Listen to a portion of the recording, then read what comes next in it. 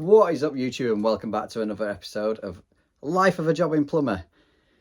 Unfortunately, this isn't an episode that I wanted to make, but these things happen with being self-employed as a tradesman, I suppose. So before I get into this video, don't forget to give it a thumbs up, consider subscribing, ring the little bell in my homepage. We post videos on a Tuesday and Thursday at approximately 6 p.m.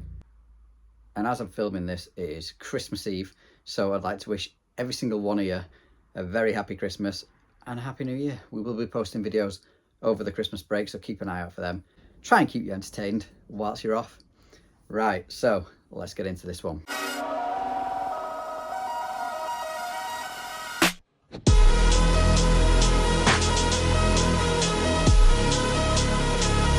So let's take it right back.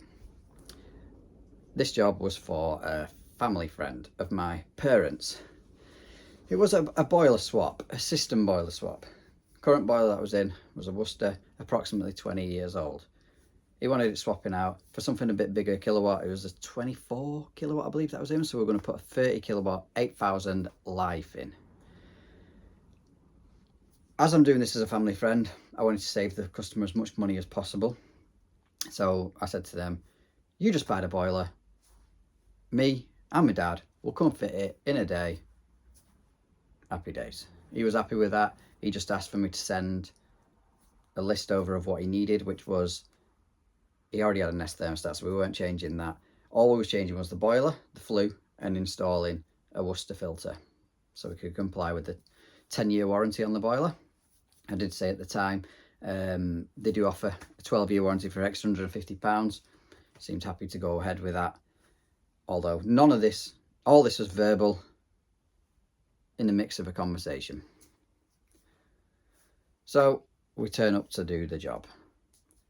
About 9 o'clock in the morning at this point. Boiler's in the garage. We rip the old one, drain the drain system down, obviously, decommission the new one, rip it off the wall, and as you know, it's going in the scrap. So all the cables get snipped off the board, it gets ragged to pieces to make it as light as possible for lifting it off the wall. So at this point now, it's about 10:30, 11:15.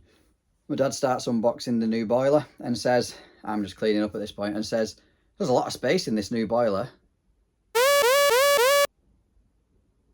Alarm bells start ringing.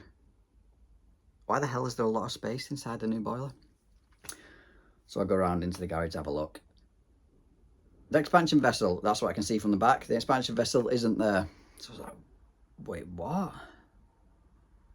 I went, where's the expansion vessel? I haven't clicked at this point. Maybe you have. And my dad goes, I'll be all right, we'll just install an external one. And I looked at the boiler. It's a heat only Worcester. So there's no pump, there's no vessel. There's not a lot. We needed a system boiler.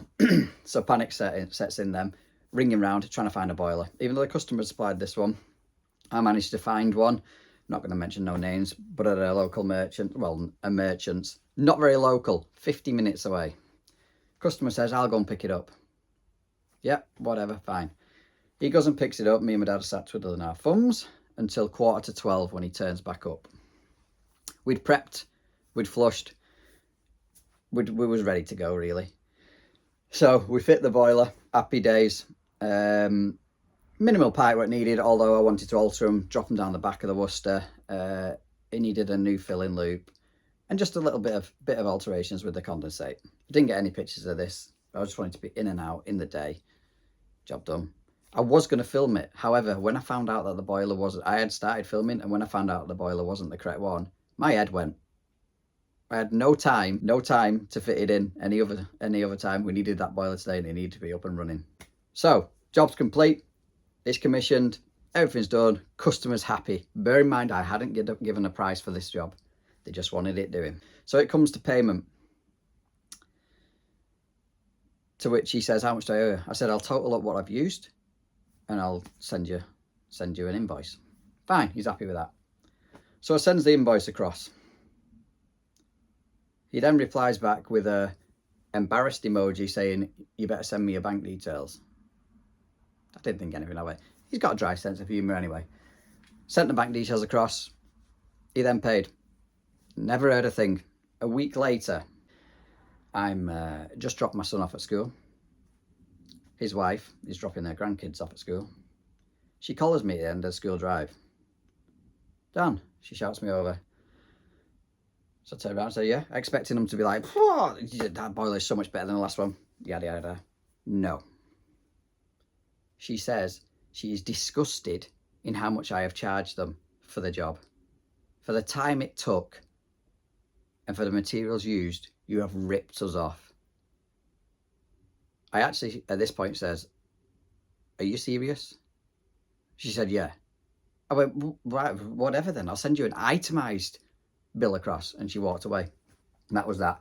Later that morning, I totaled up everything I'd used, sent them an itemised bill across, and with the £150 added to it for the extra 12 years warranty, you know, the from the Worcester website. Remember that.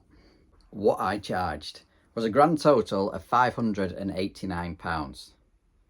That, broken down, is £300 for labour, me and my dad, pair of us. I'd done this cheap, they were a family friend, or so I felt was cheap, and £150 for the extended warranty to 12 years, and £139 in materials costs. The customer supplied the chemicals, so they were included in my materials. And shortly I'm going to show you a list of my materials that I used at tool station prices, with a couple of things missed off, like gas press fittings, because they don't stock gas press fittings, basically. So at this point, I hadn't registered the boiler. They'd already paid, by the way. They paid straight away. I then, a few days later, went to register the boiler. Registered it, noticed that Worcester had since dropped the price from £150 to £40. So obviously I paid the £40, extended the warranty to 12 years. A couple of days later after this, he then messages saying, I've just gone to register the boiler. Not sure why, because I'd already put on the invoice I would be registering it with Gas Safe and Worcester.